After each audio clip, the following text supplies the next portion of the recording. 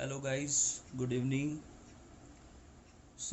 आज ये अपना पहला दिन है, फर्स्ट डे, और हम लेसन शुरू कर रहे हैं मैट्राइसिस के बाद हम पढ़ेंगे डिटर्मिनेंट। दोनों लेसन्स जो है एक दूसरे से कोरिलेटेड है और बहुत ही आसान से लेसन्स है, स्कोरिंग लेसन्स है। तो आप प्रॉपरली ध्यान देंगे और प्रॉपरली इसकी स्टडी करेंगे। क्लियर? बच्चों, मैट्राइसिस ये जो लेसन है इसमें सबसे पहले तो आप ये समझेंगे कि इस लेसन का नाम भाई मैट्राइसिस क्यों रखा गया है।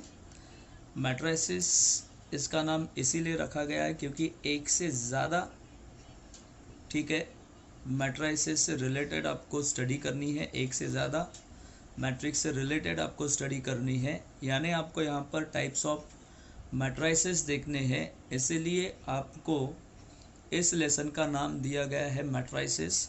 लेकिन इसके इनिशियल में, शुरुआत में आपको सबसे पहले भाई मीनिंग समझना पड़ेगा मैट्रिक्स का, और मैट्रिक्स के बाद हम उसमें पढ़ेंगे कि मैट्रिक्स के क्या कौन कौन से पार्ट्स होते हैं, क्या क्या होता है मैट्रिक्स में। ठीक है, क्लियर?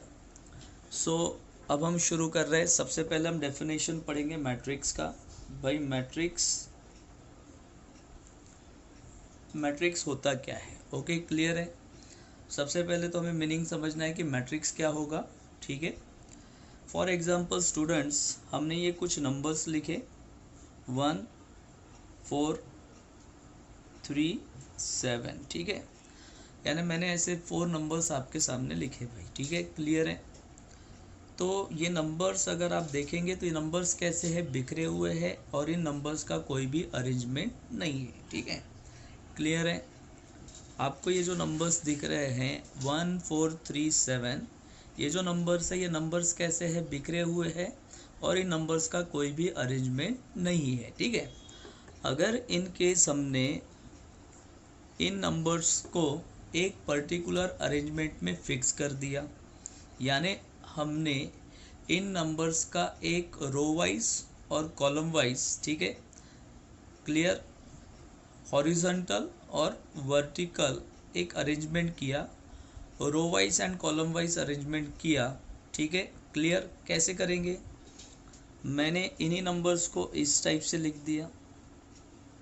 ठीक है, 1 3 4 7। ठीक है, तो आपको भाई ये दिखाई दे रहा होगा कि ये जो है, ठीक है, ये रो है क्या?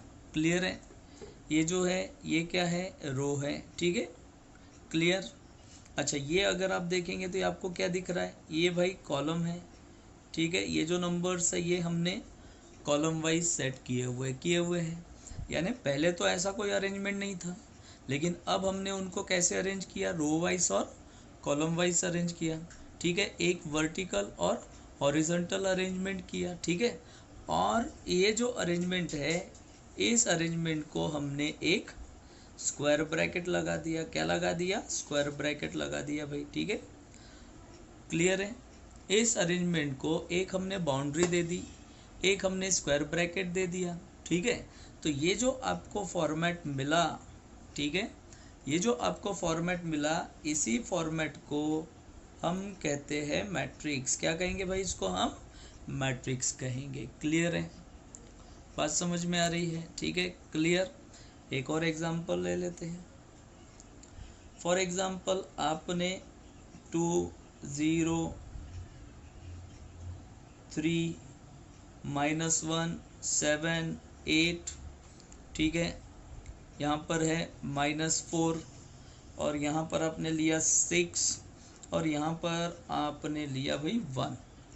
तो अभी आप देखो, ये मैंने कुछ नंबर्स और आपके सामने लिखे, तो आप बहुत आसानी से डिफाइन कर सकते हैं कि इनका कोई अरेंजमेंट नहीं है भाई, इनका कोई अरेंजमेंट नहीं है। लेकिन मैंने अगर, ठीक है, इन नंबर्स को, इन रियल वैल्यूज़ को, ठीक है, इन रियल वैल्यूज़ को अगर मैंने अरेंज किया, ठीक है, कैसे अरेंज किया, हॉरिजॉन्टली और वर्टिकली, रो वाइज और कॉलम वाइज अगर मैंने इनका अरेंजमेंट किया, यानी 2 0 -4, ओके, 3 -1 -4 सॉरी 3 -1, यहाँ पर हम ले लेंगे 7, क्लियर है, ठीक है 7। देन उसके बाद 6 8 1।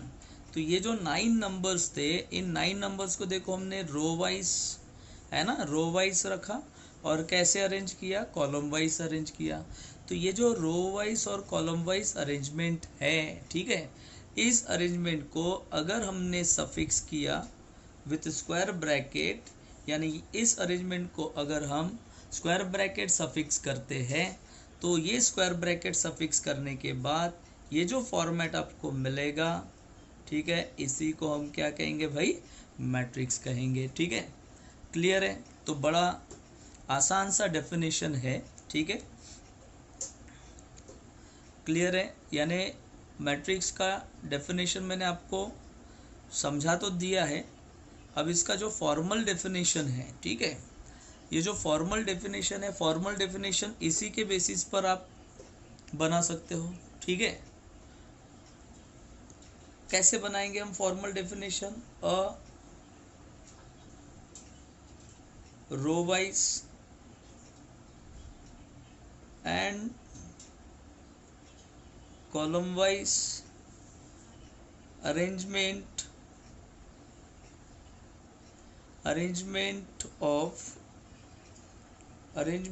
ऑफ नंबर्स आप बोल सकते हो, ठीक है, अरेंजमेंट ऑफ नंबर्स हम ले सकते हैं।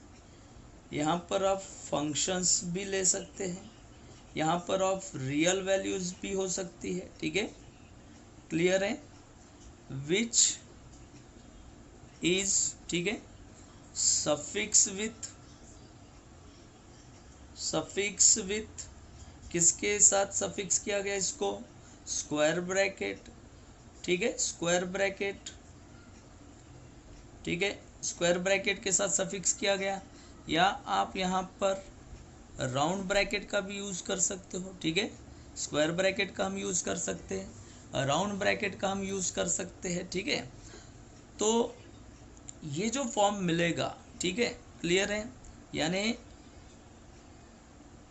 रो wise and column wise arrangement of numbers, functions, real values which is suffix with square bracket और राउंड ब्रैकेट इज कॉल्ड, ठीक है, इज कॉल्ड एज अ, ठीक है, मैट्रिक्स। तो इसको हम भाई क्या कहेंगे, मैट्रिक्स कहेंगे स्टूडेंट्स, ठीक है, क्लियर है, कोई कंफ्यूजन। अब हम अगर हमने कोई मैट्रिक्स कंसीडर किया, ठीक है, तो इस मैट्रिक्स में कौन कौन सी चीज़ें होती है वो समझ लो। जैसे मैंने एक और मैट्रिक्स लिया, एक और एग्जांपल लिया, ठीक है, इस टाइप से मैंने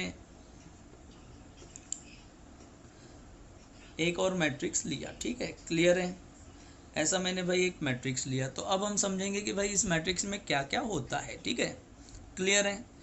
तो देखो ये जो स्क्वायर ब्रैकेट है, आपको ये पता है कि भाई ये स्क्वायर ब्रैकेट है ना, इसको हम क्या कहेंगे, स्क्वायर ब्रैकेट कहेंगे, बराबर है, ये स्क्वायर ब्रैकेट है, ठीक है, क्लियर। ये जो स्क्वायर ब्रैकेट है, स्क्वायर ब्रैकेट के अंदर ये जो चीज़ें आपको, नंबर्स जो आपको दिखेंगे, ये जो नंबर्स है भाई, इनको कहा जाता है एलिमेंट्स। क्या कहेंगे इनको, हाँ, एलिमेंट्स। तो एलिमेंट्स दैट मीन्स 1 2 3 2 0 -1 3 4 9, ठीक है, 1 2 3 2 0 -1 3 4 9, इन सभी को हम इस मैट्रिक्स के क्या कहेंगे, एलिमेंट्स कहेंगे। क्या कहेंगे भाई, इनको हम एलिमेंट्स कहेंगे, क्लियर है, ठीक है, कोई कंफ्यूजन। अच्छा, ये जो एलिमेंट्स है, ठीक है, अब इन एलिमेंट्स का मैंने आपको क्या कहा था कि अरेंजमेंट कैसे किया गया है। इन एलिमेंट्स का अरेंजमेंट जो है वो रो वाइज किया गया है और कॉलम वाइज किया गया है, ठीक है। तो अगर हम इसको रो वाइज देखें तो ये पहला रो है, फर्स्ट रो है, ठीक है, क्लियर है, और ये फर्स्ट रो है, इसलिए इसको हम डिनोट करेंगे R1 से। ये जो फर्स्ट रो है ना भाई, इस फर्स्ट रो को हम डिनोट किससे करेंगे, R1 से करेंगे। देन उसके बाद उसके बाद आप ये देख लो, तो ऑब्वियसली ये कौन सा रो है, सेकंड रो है। अगर ये भाई सेकंड रो है तो इसको हम डिनोट करेंगे R2 से। क्लियर, इसको हम किससे डिनोट करेंगे, R2 से, ठीक है। और ऑब्वियसली स्टूडेंट्स, ठीक है, ये जो रो है इस रो को हम क्या कहेंगे, थर्ड रो। तो ऑब्वियसली थर्ड रो को हम किससे डिनोट करेंगे, R3 से डिनोट करेंगे। ओके, क्लियर है। अब कॉलम्स देख लो, तो ये फर्स्ट कॉलम है, इसलिए कॉलम को डिनोट करोगे C1 से।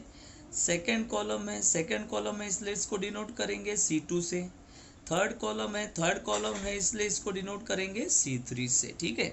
तो जैसे कि मैंने डेफिनेशन आपको बताया था, उस हिसाब से हॉरिजॉन्टल जो एलिमेंट्स है उनको हम कहेंगे रो। और रो जो है इस मैट्रिक्स में कितने हैं, R1 R2 R3, यानी 3 रोज है। और जो वर्टिकल एलिमेंट्स है, जो वर्टिकल अरेंजमेंट है, उसको हम कहेंगे कॉलम्स, ठीक है। तो ऐसे कितने कॉलम्स है भाई, 3 कॉलम्स है। ओके स्टूडेंट्स, इससे आगे देखते हैं हम। क्लियर।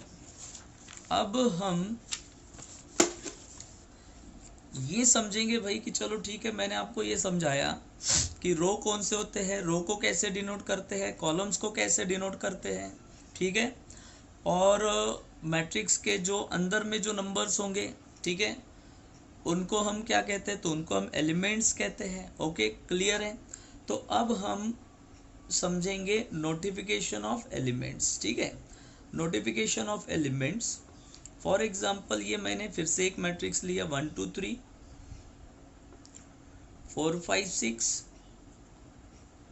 7 8 9। ओके, फिर से बच्चों मैंने ये मैट्रिक्स लिया। ये मैट्रिक्स लेने के बाद यहाँ पर आपको पता है नंबर ऑफ रोज कितने हैं, 3। नंबर ऑफ कॉलम्स कितने हैं, 3, ठीक है। यानी ये R1 R2 R3 हो गया, ये C1 C2 और ये C3 हो गया भाई, ठीक है। क्लियर है। तो एक्चुअल में यहाँ पर हमें टर्म पढ़ना है ऑर्डर, ठीक है। यहाँ पर हम नेक्स्ट टर्म पढ़ेंगे ऑर्डर क्या होता है भाई, ठीक है। तो ऑर्डर इसका मतलब होता है, ऑर्डर अगर आपको किसी, ठीक है, मैट्रिक्स को ऑर्डर डिफाइन करना है तो उसके लिए आप ये फॉर्मूला अप्लाई कर लो, number of rows multiplied by number of columns, ठीक है। Number of rows multiplied by number of columns equals to क्या हो जाएगा, ऑर्डर हो जाएगा। इक्वल्स टू क्या हो जाएगा, ऑर्डर। तो अब मुझे बताओ यहाँ पर नंबर ऑफ रोज कितने हैं, 3। नंबर ऑफ कॉलम्स कितने हैं, 3। तो यहाँ पर आएगा 3, यहाँ पर आएगा 3। ओके, इक्वल्स टू क्या हो गया, ऑर्डर। तो ये जो मैट्रिक्स मैंने आपके सामने लिखा, इस मैट्रिक्स का ऑर्डर क्या मिलेगा आपको, 3/3। बट ऑर्डर को, ठीक है, लिखने का एक पर्टिकुलर तरीका होता है, ऑर्डर का एक पर्टिकुलर प्लेस होता है मैट्रिक्स में। ऑर्डर को बेटा हमेशा मैट्रिक्स के राइट हैंड साइड पर नीचे की तरफ लिखा जाता है, कॉर्नर में। ऑर्डर को हम हमेशा, ठीक है, क्या करेंगे, ऑर्डर को हम हमेशा मैट्रिक्स के राइट हैंड साइड पर नीचे की तरफ लिखेंगे। यानी यहाँ पर हम इसका क्या लिख सकते हैं, ऑर्डर लिख सकते हैं, और वो ऑर्डर होगा क्या, 3/3। ओके, क्लियर है स्टूडेंट्स। तो ऑर्डर हमने लिख लिया इसका 3/3, ठीक है, क्लियर है। बट मोस्टली प्रॉब्लम्स में आप देखोगे स्टूडेंट्स कि ये जो ऑर्डर है, ये ऑर्डर लिखा नहीं जाता है। जनरली आप प्रॉब्लम्स देख लो, बुक खोल के देख लो, तो आपको ऐसा दिखेगा कि ये ऑर्डर कहीं पर लिखा नहीं है। वो इसलिए नहीं लिखा होता है कि मैट्रिक्स देखने के बाद आपको ऑर्डर समझ में आ जाता है, खुद ब खुद समझ में आ जाता है, आप डिफाइन कर सकते हो। ये बहुत आसान सी चीज़ है। इसीलिए हम, ठीक है, किसी भी मैट्रिक्स के ऑर्डर को नोटिफाई नहीं करते हैं, उसके कॉर्नर पर लिखते नहीं है, या प्रॉब्लम में लिखा नहीं जाता। ओके, अब हम समझेंगे नोटिफिकेशन ऑफ एलिमेंट्स, ठीक है। ये जो एलिमेंट्स है, इन एलिमेंट्स का क्या आइडेंटिफिकेशन होगा, क्या नोटिफिकेशन होगा, ये हमें समझना है, ठीक है, क्लियर। तो पहला एलिमेंट है ये 1। अगर हम देखें तो फर्स्ट एलिमेंट जो है वो R1 में दिख रहा है क्या, और कॉलम नंबर फर्स्ट में दिख रहा है भाई, क्लियर है? ये कैसे दिख रहा है मुझे बताओ। R1 में फर्स्ट रो में है और फर्स्ट कॉलम में है क्लियर? तो अगर ये फर्स्ट रो में है, फर्स्ट कॉलम में है, तो यहाँ पर हम इसके कॉर्नर में लिखेंगे फर्स्ट रो फर्स्ट कॉलम, ठीक है। 1 जो है वो कहाँ पर है, फर्स्ट रो फर्स्ट कॉलम में है। तो 2 जो है ये तो फर्स्ट रो में है और सेकंड कॉलम में है, तो भाई यहाँ पर आ जाएगा फर्स्ट रो सेकंड कॉलम। क्या आ जाएगा? फर्स्ट रो सेकंड कॉलम आएगा।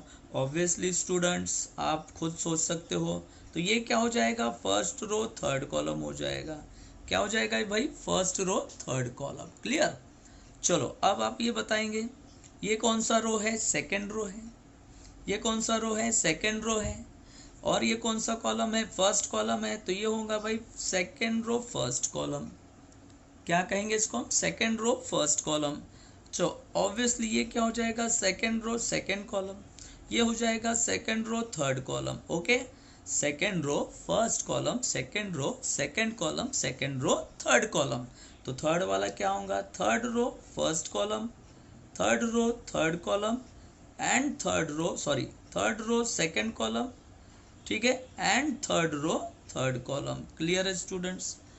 तो हम एलिमेंट्स को ऐसे नोटिफाई कर सकते हैं, एलिमेंट्स को हम इस टाइप से नोट कर सकते हैं, आइडेंटिफाई कर सकते हैं। फिर से मैं एक छोटा सा मैट्रिक्स ले रहा हूँ, ठीक है, 1 0 1 2 0 0। ओके, क्लियर है? तो बच्चों आप बताएंगे कि ये जो मैट्रिक्स मैंने यहाँ पर लिखा, मेंशन किया, इस मैट्रिक्स का ऑर्डर क्या है भाई? तो ऑर्डर कहाँ लिखते हैं मैंने आपको बताया। देखो यहाँ पर कितने रो है, 2 रो है क्या, 2 रोज है, 2 रोज है, इसका मतलब ठीक है, यहाँ पर हम लिखेंगे 2, ठीक है। अच्छा कॉलम्स कितने हैं भाई, 1 2 3, तो यहाँ पर लिखेंगे, ठीक है, 3। क्लियर है? तो इसका ऑर्डर क्या हो गया, ऑर्डर आपको क्या मिला भैया, तो ऑर्डर मिला आपको 2 into 3 नहीं कहेंगे हम इसको, ठीक है। ऑर्डर को रीड करेंगे हम प्रॉपरली, तो कैसे रीड करेंगे, 2/3। कैसे रीड करेंगे स्टूडेंट्स हम इसको, 2/3। क्लियर है? कोई कंफ्यूजन? तो इसको हम भाई रीड करेंगे ऐसा 2/3। क्लियर? तो ये हो गया इसका ऑर्डर। अच्छा एलिमेंट्स बताओ, तो ये फर्स्ट रो में है, फर्स्ट कॉलम में है, तो कैसा लिखूंगा मैं, फर्स्ट रो फर्स्ट कॉलम। फिर ये क्या आएगा, फर्स्ट रो सेकंड कॉलम। फिर ये क्या आएगा, first row third column. Okay, अच्छा ये बताओ, second row first column, second row second column, second row, ठीक है, थर्ड कॉलम। क्लियर है? कोई कंफ्यूजन? और ये जो नोटिफिकेशन है, ये नोटिफिकेशन हम नीचे नहीं करेंगे, इस एलिमेंट के कॉर्नर में करते हैं बेटा, ठीक है। ये बात आपको ध्यान में रखनी है, ठीक है। किसी भी मैट्रिक्स को अगर आपको डिनोट करना है भाई, है ना, किसी भी मैट्रिक्स को अगर आपको डिनोट करना है, तो उस मैट्रिक्स को डिनोट करने के लिए ए से लेके जेड तक कोई भी कैपिटल लेटर चल सकता है, ठीक है। फॉर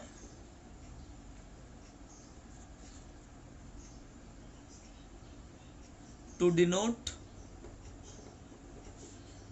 एनी मैट्रिक्स, ठीक है, यानी किसी भी मैट्रिक्स को डिनोट करने के लिए हम कोई भी कैपिटल लेटर यूज कर सकते हैं, ठीक है। फॉर एग्जाम्पल मैंने मान लो एक एग्जाम्पल ले लिया, matrix A equals to 1 0 0 1। Okay, clear है? मैंने एक और मैट्रिक्स लिया भाई, B मैट्रिक्स इक्वल्स टू, ठीक है, 0 1 2 0, ठीक है, 3 0। ओके, तो आप मैट्रिक्स को किसी भी कैपिटल लेटर से डिनोट कर सकते हैं, कोई भी कैपिटल लेटर चलेगा, बट स्मॉल लेटर्स आप यूज नहीं करोगे, ठीक है। एनी एलिमेंट डिनोटेड बाय, ठीक है, स्मॉल लेटर्स, ठीक है, denoted by small letter, that is A to Z। अच्छा अब ये आप समझेंगे कि कोई भी अगर मैट्रिक्स है, तो उस मैट्रिक्स के एलिमेंट को डिनोट करने के लिए भाई हम स्मॉल लेटर का यूज कर सकते हैं। मैट्रिक्स को डिनोट करने के लिए कैपिटल लेटर का, लेकिन उसके एलिमेंट्स को डिनोट करने के लिए हम स्मॉल लेटर्स का बच्चों यूज करेंगे। ओके, कोई कंफ्यूज़न? ठीक है भाई, तो इसके आगे हम पढ़ते हैं।